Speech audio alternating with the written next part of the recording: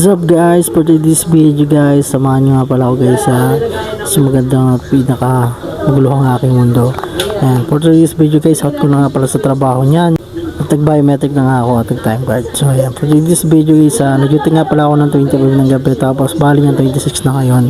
At sakto niyang mga 6:10 na pala niyan guys, at mag-out na tayo guys for this video. Ayan na nga guys, palabas na ako ng aking kumpanya. Thank you kay Chief. Tapos paglabas ko yan, didiretso na sana ako dyan Siyempre sa pinaka destination ko after ko mag duty, siyempre deserving ko naman ito kumainan. Shoutout nga pala sa may crew ng McDonald's Bicas. So ayan, napaka-solid na talaga.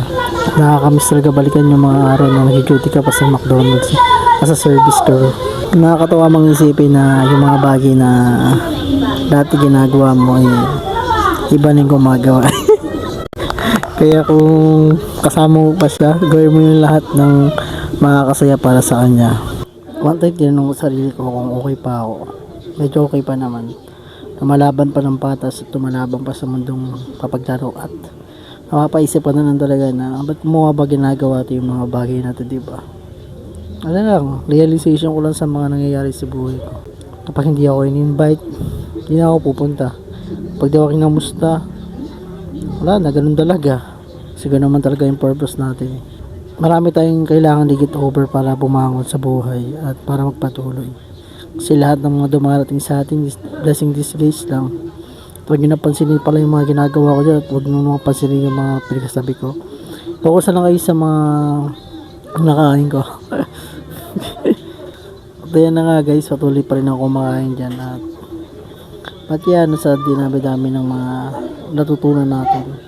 Silang lagi pumapasok sa utak natin, no? Mas masaya pa ba tayong ipagpatuloy ng mga bagay or di natin masabi kung ano talaga yung para sa atin, di ba? Basta alam lang natin wala tayong tinatapakan na tao sa mundo. Patuloy tayong nag-grow at patuloy tayong ina-acknowledge lahat ng mga natutunan natin sa buhay. Kasi failures na define you, your journey. Kasi ang failure, ito yung naghuhubog sa atin para tumatag tayo sa buhay at para makita natin yung mga bagay na para sa atin, para sa better future. Kaya shoutout sa mga iniiwan dyan akala nyo masaya o nakakasakit kayo.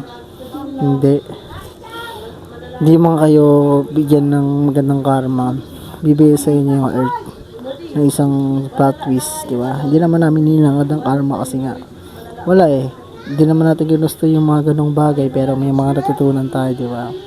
Sabi nga, in ever open situation that glass, diba?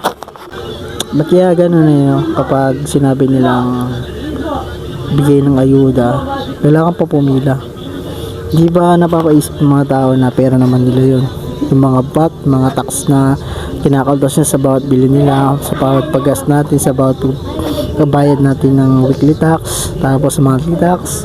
Dun pa lang yung kurakot na tayo, mayaman naman talaga ang Pilipinas Hindi ko lang alam bakit ganito yung sistema. Ang ganda pa naman, dami na ang batas Tapos yung ibang mga batas para sa politiko lang talaga, para sa kanilang will, diba? Para sa sila din mga kinabangan, diba?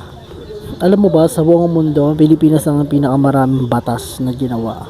Tinalo pa natin ang pinaka top 1 na pinaka richest sa bansang at Saudi Arabia, Dubai, yan. Mga kunti lang yung mga batas yun na protect sa taong bayan, diba? Pero sa Pilipinas, ang daming batas nakakaloka lang talaga ang daming batas. Pero ano nangyari sa Pilipinas, sinukurakot lang tayo, diba?